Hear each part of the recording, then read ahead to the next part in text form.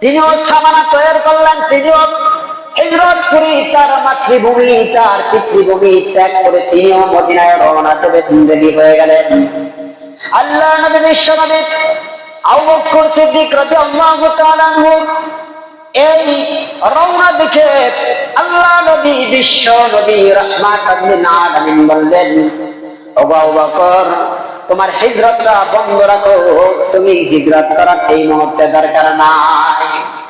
আল্লাহ পাক রব্বুল আলামিন আমাকে হয়তো অতি শীঘ্রই হিজরতের জন্য অনুমতি দেবেন। আমাকে যখন হিজরতের জন্য অনুমতি দেবেন, আবু বকর আমি আপনাকে নিয়ে একসঙ্গে হিজরতে বের হব, একসঙ্গে যাব। এখন থামেন।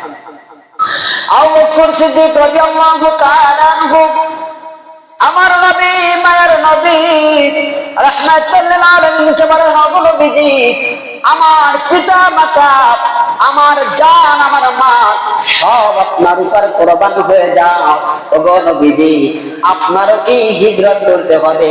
আপনারও কি আপনার জন্মস্থান পিতা মাতার জন্মভূমিও ছেড়ে দিতে হবে নাকি? আল্লাহ নবী বিশ্ব নবী রাহমাতুল লিল আলামিন বললেন, আবু বকর আমাকে আল্লাহ পাক রব্বুল আলামিন হিজরতের জন্য অনুমতি দিবে, একটু সময় লাগবে। আল্লাহ পাক রব্বুল আলামিন যখন আমাকে অনুমতি দেবে তখনই আমরা হিজরতের জন্য বের হব। এই মক্কা নগরীর সাহাবাতুন নগর, এই সাহাবাতুন নগরের ভিতরে আল্লাহ নবী বিশ্ব নবী জীবনের আশঙ্কা নিয়ে জীবনের ঝুঁকি নিয়ে এইভাবে কাফেরদের মধ্যে মুশরিকদের মধ্যে অবাধে চলাফেরা শুরু করলে একদিন নয় দুই দিন নয়, এভাবে এক মাস নয় দুই মাস নয়, একেবারে 4 মাস বিশ্ব নবীর সাহাবা সুন্ন এলাকায় চলাফেরা করলেন জীবনের ঝুঁকি নিয়ে। দেখেন সাহাবারা থাকলে নবীর একটু বল থাকতো যে আমার কেউ কিছু বললে সাহাবারা যাতায়া পড়বে, তো সাহাবারা চলে গেছেন, মক্কা নগরীতে সাহাবা নাই। আর বিশ্ব নবী এই ভয়াবহ এই জীবনের ঝুঁকি নিয়ে এই নগরীর ভিতরে চলতেছেন একমাত্র কার হুকুমের আশায়? বলেন আল্লাহর হুকুমের আশায়। আল্লাহ কখন আমাকে অনুমতি দেবে, তার আগে আমার জীবন যাই যাক এক পাও আমি মক্কা নগরী ছেড়ে যাব। এইভাবে একদিন না দুই দিন 4টা মাস জীবনের আশঙ্কা নিয়ে চলাফেরা করতে লাগলেন। এদিক থেকে কাফেরদের ভিতরে পেরেশানি ঢুকে গেল, তাদের ভিতরে চিন্তা ঢুকে গেল। কিসের পেরেশানি? বলা হয় মক্কা নগরী থেকে সাহাবায়ে কেরাম এমন ভাবে হিজরত করা শুরু করলেন, কিছুদিনের ভিতরে মক্কা নগরী খালি হয়ে হওয়া শুরু হলো। আর সাহাবায়ে কেরাম খালি হলেন। সাহাবায়ে কেরাম যদি চলে যায়, 1 নম্বর আমার মক্কা নগরীর ভিতরে অর্থনৈতিক চাপ পড়বে, 2 নম্বরে সামাজিক চাপ পড়বে, 3 নম্বরে রাষ্ট্রীয়ভাবে একটা চাপ পড়বে। এখান থেকে যখন মানুষ কমে যাবে অর্থনৈতিক একটা সংকট পড়ে যাবে, যার কারণে তাদের মাথায় চিন্তা ঢুকে গেল, তাদের মাথার ভিতরে পেরেশানি ঢুকে গেল। আর একটা বড় পেরেশানি হলো এই যে কাফের সম্প্রদায়, এই কাফের সম্প্রদায় যে তারা আউস এবং খাজরাজ গোত্রের ভিতরে গিয়ে যে তারা অধিবাসী শুরু করলেন, বসবাস করা শুরু করেছেন। সেখানে গিয়ে যদি তারা এরকম ভাবে দাওয়াত দিয়ে যদি তাদের সংখ্যা বেড়ে যায় তাহলে তারা আমাদের উপরে আক্রমণ স্বরূপ আমাদের উপর আক্রমণ করবেন। শুধু তাই নয়, আমাদের ইয়ামান থেকে সিরিয়ার পথে যাইতে গেলে আমাদের মদিনা হয়ে যাইতে হবে। আর যদি সেখানে আউস এবং খাজরাজ গোত্রের ভিতরে যদি সাহাবায়ে কেরাম বসতি করে তোলে আর সেখানে যদি দাওয়াতের মাধ্যমে যদি সবাইকে মুসলমান বানিয়ে ফেলা দেয়, তাহলে আমরা এই যে সিরিয়ায় যে আমরা ব্যবসা বাণিজ্য করব, আমাদের যাওয়া আসার ভিতরে একটা বিপদ আছে, একটা বিপদ থেকে যাবে। কারণ তারা হলো মুসলমান, আমরা তাদেরকে তাদের পিতৃভূমি থেকে তাদেরকে বের করে দিয়েছি। এখন যদি আমরা এখান থেকে যদি ব্যবসার উদ্দেশ্যে রওনা করি তাহলে হয়তো তারা আমাদের উপরে কোনো না কোনো রকম আক্রমণ করতে পারে। এই একটা আক্রমণের ভয় তাদের ভিতরে দাঁড়ায় গেল। 1 নম্বর আমাদের ব্যবসা বাণিজ্য শেষ, কারণ আমাদের ব্যবসা বাণিজ্যের ক্ষেত্রে আমাদের সিকিউরিটি জরুরি, আমাদের এই যে যারা চলাফেরা করেন এদের জন্য নিরাপত্তা জরুরি। তারা যেহেতু আউস খাজরাজ গোত্রের ভিতরে যেহেতু স্থাপন করা শুরু করলেন, তাবু গাড়া শুরু করলেন, সেখানে গিয়ে মুসলমানদেরকে দাওয়াতের মাধ্যমে সবাই মুসলমান হয়ে গেলে তারা আমাদের জন্য একটা হুমকি স্বরূপ হবে। তারা আমাদের জন্য কি হয়ে দাঁড়াবে? একটা হুমকি হয়ে দাঁড়াবে।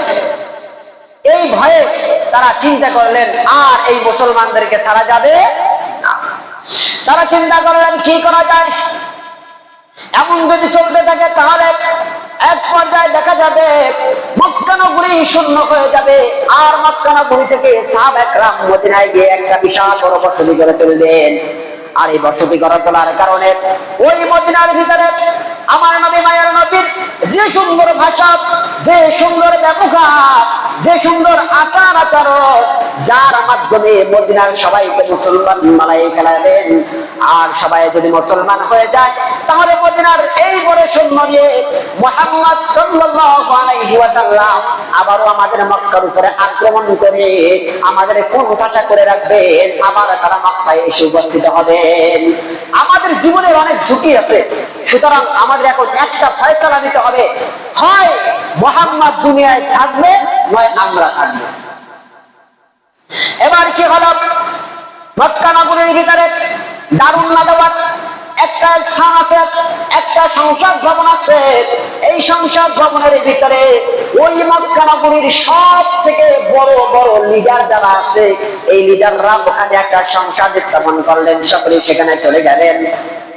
এইখানে মক্কা নগরীর প্রত্যেকটা গোত্রের বড় বড় নেতারা গেছেন। এই নেতাদের সঙ্গে একজন বড় নেতা গেছেন, একজন বড় ইবলিস গেলেন, তিনি হলেন আমাদের ইবলিস। এই ইবলিসও ওই মিটিং এর ভিতরে গিয়ে শরীক হলেন। সকলে যখন দারুন নাদাওয়াতের ভিতরে প্রবেশ করলেন, ইবলিস কি করলেন, ইবলিস পণ্ডিতের রূপ ধারণ করে বিশাল বড় লেবাস, একবার দামি লেবাস পরিধান করে সাজসজ্জা হয়ে এক কথায় একজন পণ্ডিত রূপে গিয়ে ওই দারুন নাদাওয়াত এই ঘরের দরজায় গিয়ে দাঁড়াইলেন। ঘরের দরজায় গিয়ে দাঁড়াইলেন। দেখবেন এই যে ঘরের দরজায় যখন দাঁড়ায় তখন কি করা হয়, আপনার যখন একজন লোক দাঁড়াবে আপনারা সবাই ওদিকে নজর দিবেন। কেন নজর দিবেন? বাইরের আলোটা ঢুকতেছে না তার মাধ্যমে। আর নজর দিয়ে যদি দেখেন বিশাল বড় একজন রূপের আকৃতি মানুষ, একটু আশ্চর্য হবেন, কথাবার্তা বলবেন লোকটা কি হতে পারে। এই ইবলিস যখন দারুন নাদাওয়াতের গেটের মাঝখানে গিয়ে দাঁড়ালেন, সকল কাফিরের নেতাদের নজর ওই ইবলিসের দিকে পড়লো।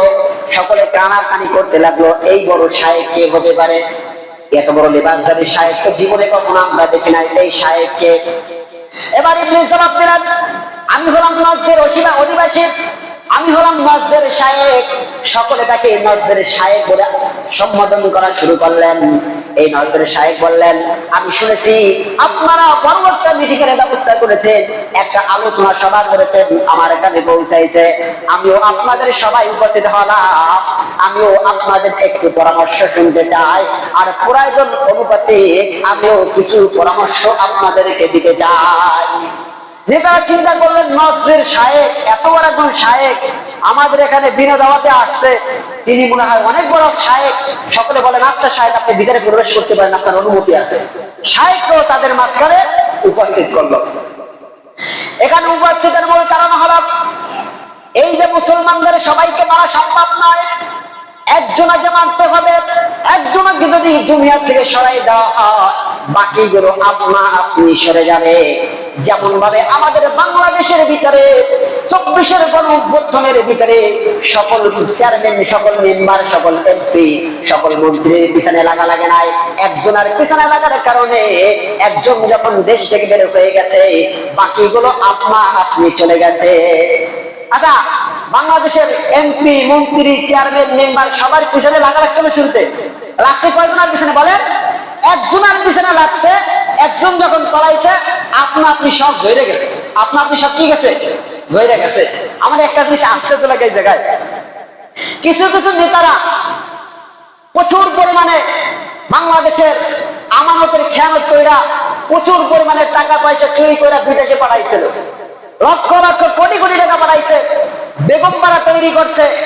কিন্তু দুঃখের বিষয় হলো এই যে গণঅভ্যুত্থানের কিছু আগ মুহূর্তে তারা তাদের স্ত্রী সন্তানদেরকে বিদেশে পাঠাইছে। যাও সোনামণিরা, তোমরা সেখানে যে আনন্দ করতে থাকো, আমার নেত্রীর অবস্থা একটু ভালো করে দেখি, নেত্রী যদি দেখি যে অবস্থা বেকায়দা আমরাও চলে আসবো, আর যদি দেখি কোনো মিলা যদি থাকা যায় সোনামণি তোমাদেরকে আবার বাংলাদেশে নিয়ে আসবো, আবারও কিছু ইনকামের সোর্স আমাদের থাকবে।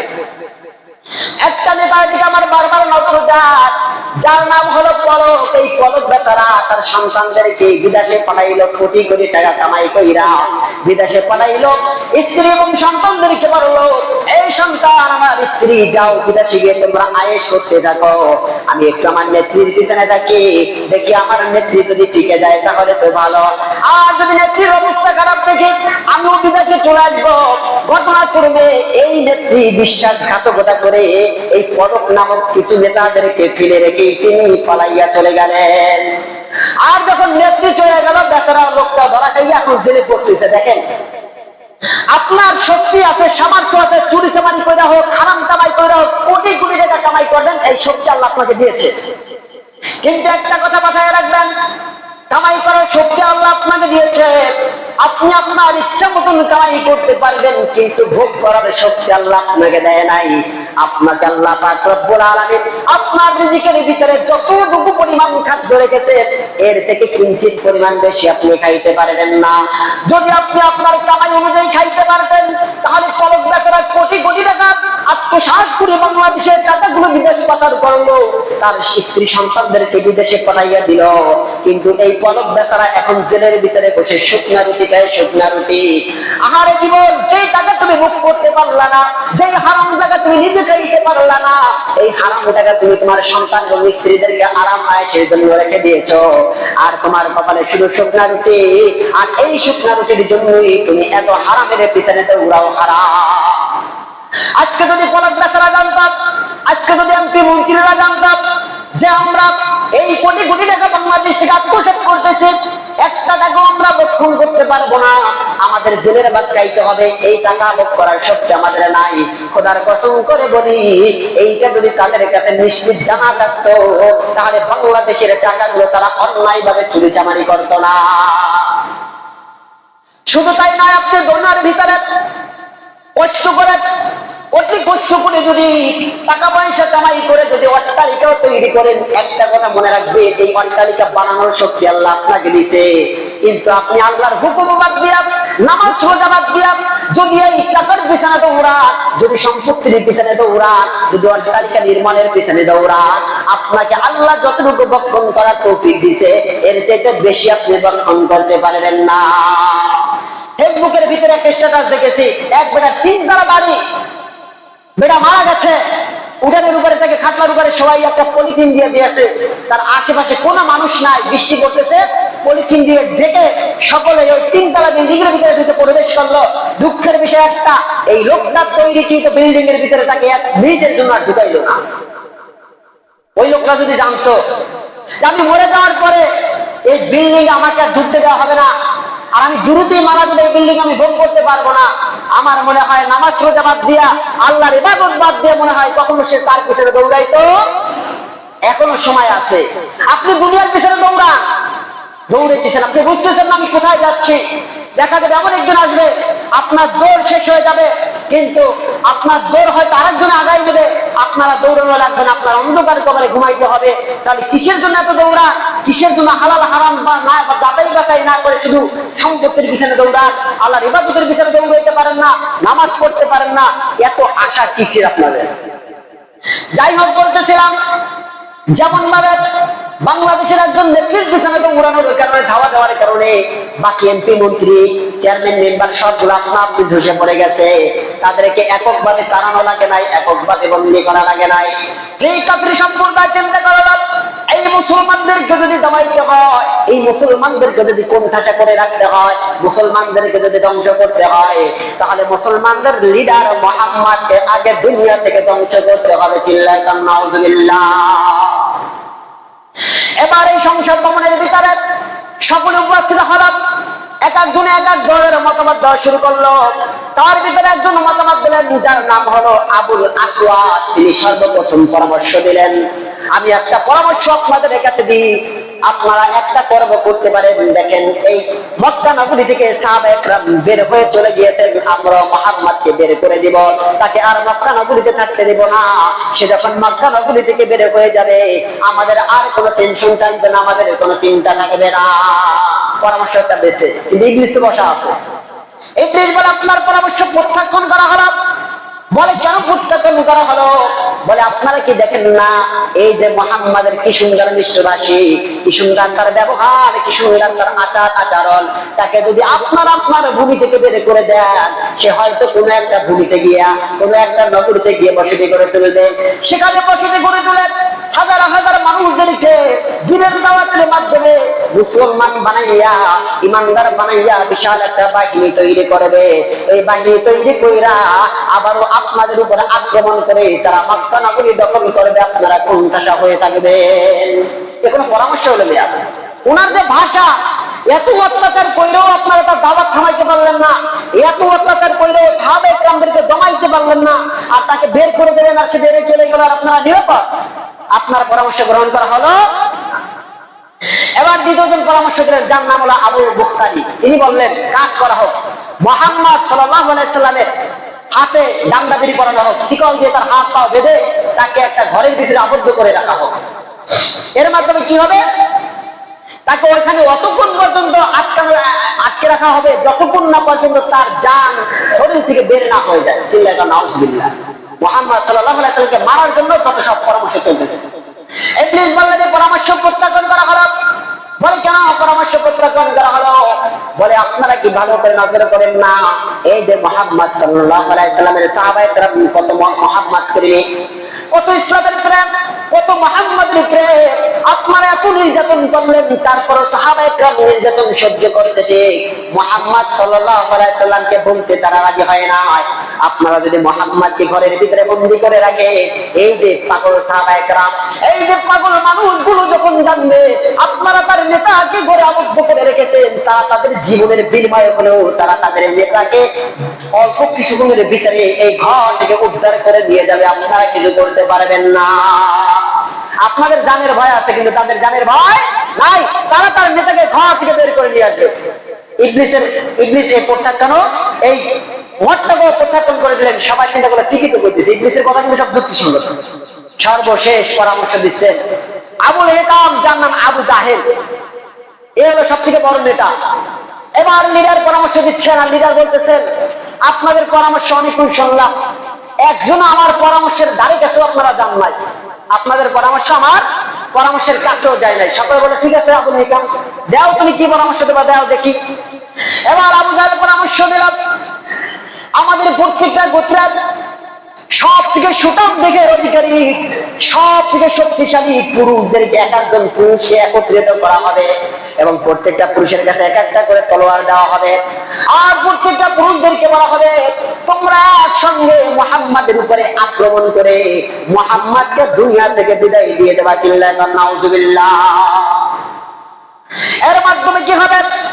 এক নম্বর ফায়দা হলো, আমরা যখন সকলে মিলে মুহাম্মাদের উপর আক্রমণ করে মুহাম্মাদকে ধ্বংস করে দিব, মুহাম্মাদকে দুনিয়া থেকে বিদায় করে দিব, আর মুহাম্মাদকে বিদায় করার কারণে বনি আব্দে মানাফের গোত্রের মানুষগুলো আমাদের সঙ্গে যুদ্ধ করতে সক্ষম হবেন না, তারা যুদ্ধ করতে রাজি হবেন না, কারণ একজন গোত্র থাকলে যুদ্ধ করত। আমরা যেহেতু তামাম গোত্রের মানুষ, এত গোত্রের মানুষের সঙ্গে বনি আব্দে মানাফের লোক কখনো যুদ্ধ করতে সাহস পাবেন না, যার কারণে তারা আর যুদ্ধের জন্য আমাদের সঙ্গে শরীক হবেন না। আর দুই নম্বর হলো, আমরা সকলে মিলে, এই সকল গোত্রের নেতারা মিলে আমরা 100টা উট একজন লোকের মৃত্যুর পরিবর্তে 100টা উট আমরা আব্দে মানাফের পরিবারকে দিয়ে দিব। ওই আলোচনা করেছিলাম আব্দুল্লাহর কোরবানির সময় কয়টা উট ধার্য করা হয়েছিল মনে আছে? 100 উট। একটা মানুষের পরিবর্তে কত উট? 100 উট। বলা হয় এটা আমরা মারবো। সব গোত্রের লোক যদি শরীক হয় তাহলে বনি আব্দে মানাফকে যুদ্ধ করতে সাহস পাবে এত গোত্রের মানুষের সঙ্গে? সবাই তো শরীক। আর আমরা কি করবো? সবাই মিলিয়ে 100টা উট দিয়ে দেবো, শেষ। সাপও মারবে, লাঠিও ভাঙবে না। ইবলিস আবার চিন্তা করলাম, ইবলিস আবার বলতেছেন এই যে যুবক সুন্দর একটা পরামর্শ দিচ্ছেন, এই পরামর্শের উপরে আর কোন পরামর্শ হয় না। অত্যন্ত সুন্দর এবং অত্যন্ত উপযুক্ত মাফিক একটা পরামর্শ দিয়েছে। আমি আর একটা ঘোষণা সবার মাঝে আমি দিয়ে দিই, আরো নেতারা এখানে উপস্থিত আছেন, আরো নেতারা এখানে পরামর্শ দিতে পারে, কিন্তু একজনের পরামর্শ গ্রহণ করা হবে না। এই পরামর্শের উপরে কারো পরামর্শ আর গ্রহণ করা হবে না। ইবলিসের এই পরামর্শ শোনার কারণে, এই হুঙ্কার শোনার কারণে সবাই চিন্তা করলো আমাদের পরামর্শ আর কোনো দাম নাই, আর কোনো পরামর্শ হলো না। এখন একটাই রায় হলো, যে রায়টা আবু জাহেল দিয়েছেন মুহাম্মদকে সকল গোত্রের মানুষ একত্রিত হয়ে হত্যা করব। এই চিন্তা করার পরে সকলে ওই সংসদ ভবন স্থগিত করা হলো, সকলে যার যার বাড়িতে চলে গেলেন। আর বলা হলো আমাদের এই সংবাদ আর কোথাও ছড়াবে না, আমরা এই কাজটা চুপি হিসাবে সকল গোত্রের মানুষগুলো করব। আম জনতা জানি না জানে, আম জনতা যদি শুনে যায় তাহলে মুহাম্মাদের কাছে জানাবে, আর মুহাম্মদ পালিয়ে যাবে। পালিয়ে মুহাম্মাদের কানে দেওয়া যাবে না। এবার বলেন মুহাম্মদ সাল্লাল্লাহু আলাইহি সাল্লামের কানে দেওয়ার মালিক আছে না নাই? বলেন। আল্লাহ পাক রব্বুল আলামিন জিবরাইলকে পাঠিয়ে দিলেন। জিবরাইল আলাইহিস সালাতু ওয়াস সালাম আল্লাহ নবী বিশ্ব নবীর কাছে এসে বললেন, ইয়া রাসূলুল্লাহ, ইয়া হাবিবাল্লাহ, আপনার কাছে আল্লাহ পাক রব্বুল আলামিন ওহী দিয়ে পাঠিয়েছেন। এই যে কাফের সম্প্রদায়ের সকলে একটা জিনিসের উপর রায় ঘোষণা করেছে, আপনাকে সকলেই তারা হত্যা করবে, তারা হত্যা করার জন্য একটা ঘোষণা দিয়েছে। ওগো নবীজি, আপনাকে হিজরত করার অনুমতি দেওয়া হলো। আজকে বা অমুক দিন, অমুক সময়, অমুক তারিখ, অমুক টাইমে আপনার হিজরত করার জন্য আল্লাহ পাক রব্বুল আলামিন আপনাকে আদেশ করেছে। এই কথা বলে জিবরাইল আলাইহিস সালাতু ওয়াস সালাম চলে গেলেন। এই কথা আল্লাহ পাক রব্বুল আলামিন পবিত্র কোরআনের ভিতরে বলেন। আল্লাহ পাক রব্বুল আলামিন বলেন, ওয়া ইদ ইয়ামকুরু বিকাল্লাযীনা কাফারু লিয়ুথবিতুকা আও ইয়াকতুলুকা আও ইউখরিজুক ওয়া ইয়ামকুরুনা ওয়া ইয়ামকুরুল্লাহ ওয়াল্লাহু খায়রুল মাকিরিন। আল্লাহ পাক রব্বুল আলামিন বলেন, স্মরণ করুন সেই দিনের কথা যখন কাফের সম্প্রদায় আপনাকে হত্যা করার জন্য, কিংবা আপনাকে দেশ থেকে বের করে দেওয়ার জন্য, কিংবা আপনাকে বন্দী করার জন্য তারা ষড়যন্ত্র করেছিল। কিন্তু কাফের সম্প্রদায় ষড়যন্ত্র করেছিল, আল্লাহ পাক রব্বুল আলামিন করেছিলেন তাদের উপরে কৌশল। আর আল্লাহ পাক রব্বুল আলামিনের কৌশল হলো সবচেয়ে উৎকৃষ্ট এবং উত্তম কৌশল। তারা করতে ষড়যন্ত্র, আল্লাহ পাক রব্বুল আলামিন করেন কৌশল অবলম্বন।